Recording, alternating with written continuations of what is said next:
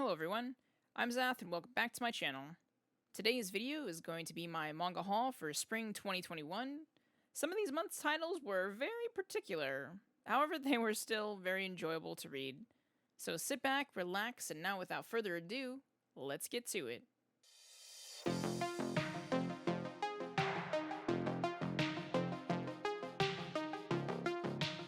Starting us off, we have a volume whose title reminded me not to judge a book by its cover alone, and that is Donuts Under a Crescent Moon by Shio Usui. This series is being released in English by 7 Seas. I know the title of the series may be very out in left field.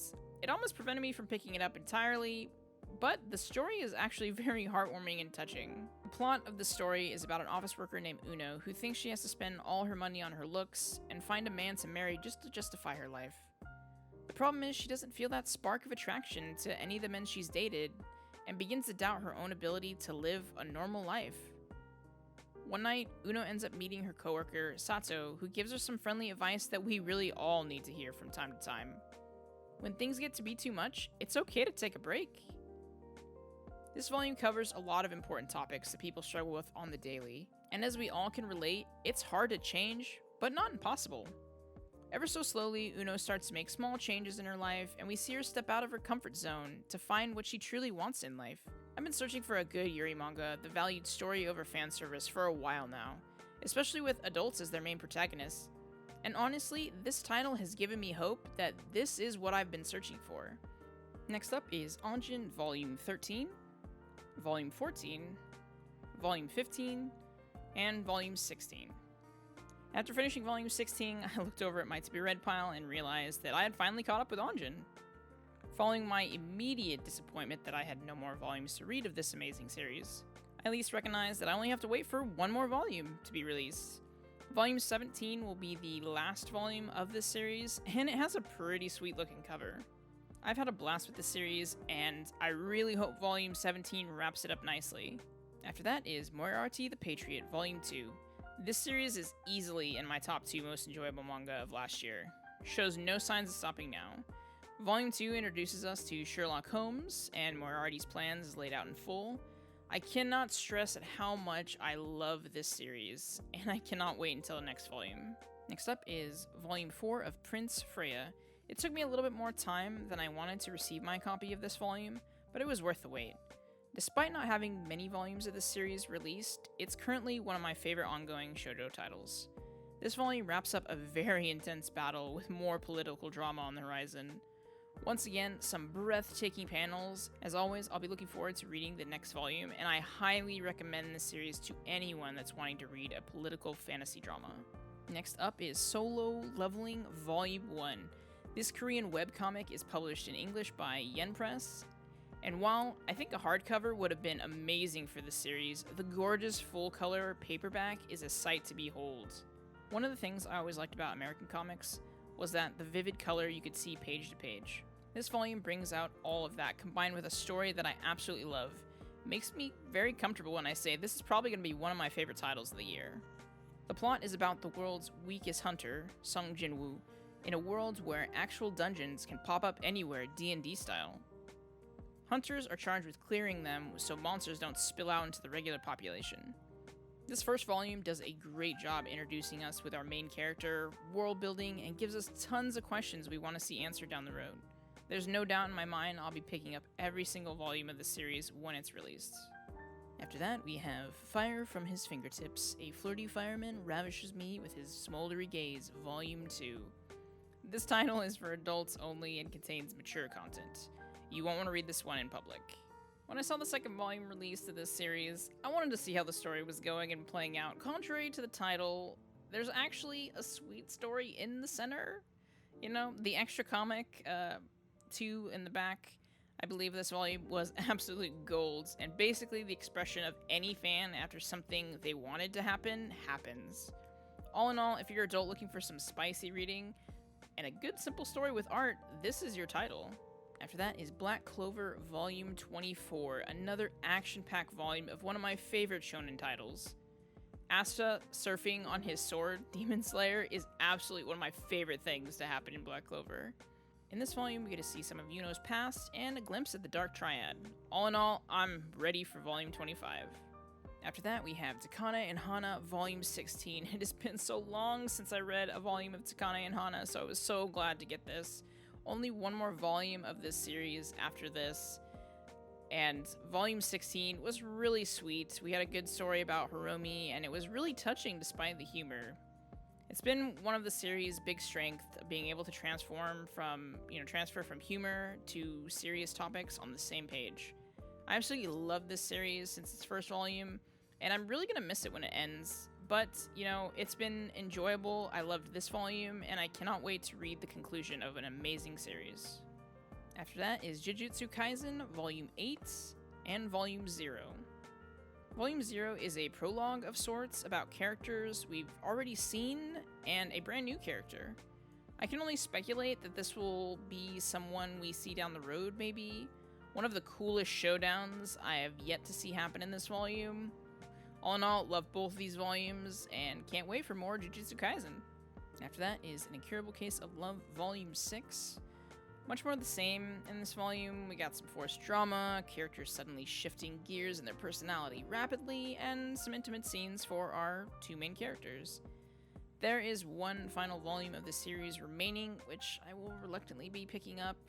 All in all, it hasn't been my favorite shoujo series, but I do want to support the genre, and, I'm always a proponent of seeing main characters who are adults. After that is Demon Slayer Volume 20. I always pause and reflect whenever I finish a new volume of Demon Slayer and really let the emotional weight of the story settle out. In this volume, we see our heroes in true desperation as they try to make it through this fight, and knowing they still have to face Muzan afterwards. Gotsuge does a great job making the reader feel and know the weight of each battle, and that weight isn't always the physical part of the battle either. Trying to avoid spoilers for this volume, it tried to make me think like running the comparison of a good movie as the audience views the ending of a fight scene and the dramatic music swells and you just feel that emotional pull.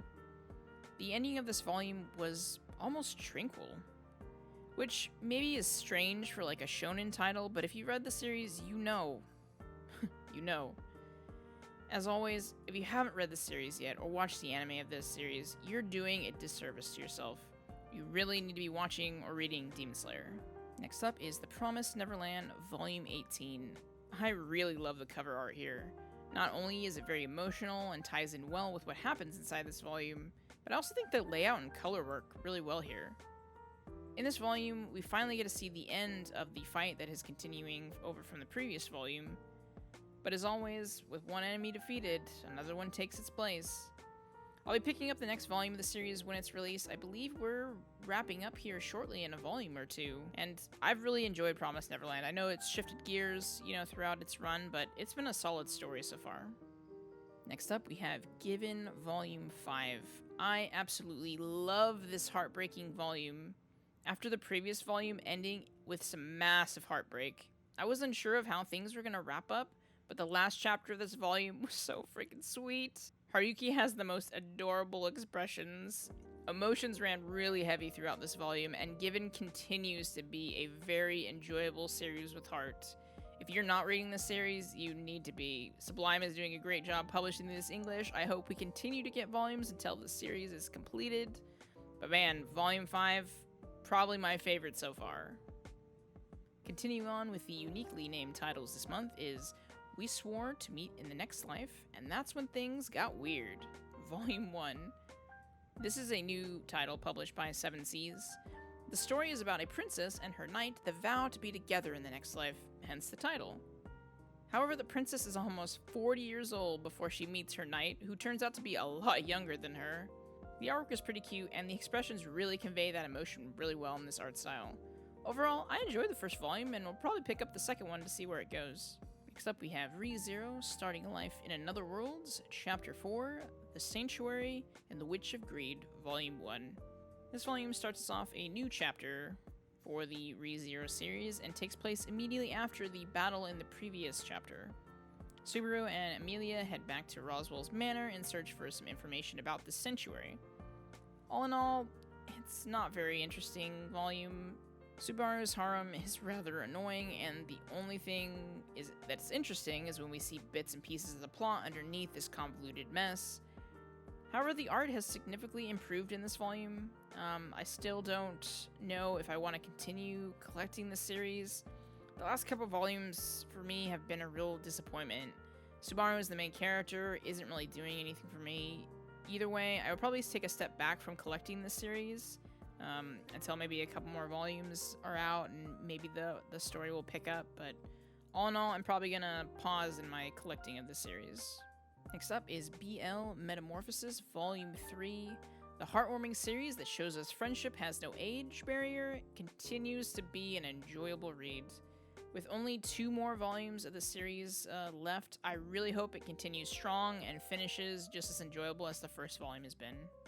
Next up is Satsuki and Miyano Volume 1 by Sho Harusono.